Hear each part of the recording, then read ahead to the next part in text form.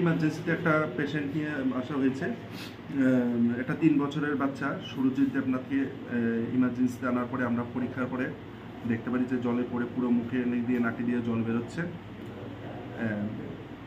তারপরে বাড়ির লোকের সাথে জিজ্ঞেস করা হলো যে কীভাবে হয়েছে। ওরা নাকি সকালবেলা বাচ্চা টিফিন করার পরে বাচ্চার বাড়িতে একটা গর্ত করে রেখেছিল মাছ চাষের জন্য, ওই জলের মধ্যে পড়ে গেছে। তো প্রথমে বাড়ির লোক বুঝতে পারেনি, ওরা বাড়ির চারিপাশে ঘোরার পর মানে এদিকে ওদিকে ঘুরে দেখেছে, খুঁজেছে, তারপর দেখতে জলের ভেতর থেকে বুদবুদ করে উঠছে। তারপর ওরা দেখলো যে ওখান থেকে বাচ্চাটাকে বের করে আমরা ইমার্জেন্সি এনেছি। নাম কি বাচ্চাটার? বাচ্চাটার নাম হচ্ছে সুরজিৎ দেবনাথ, 3 বছর। বাচ্চার বাবার নাম হচ্ছে কমল দেবনাথ। বাড়ি হচ্ছে কোনাবন, হরিহরতলা, কমলাশালা। ঠিক আছে।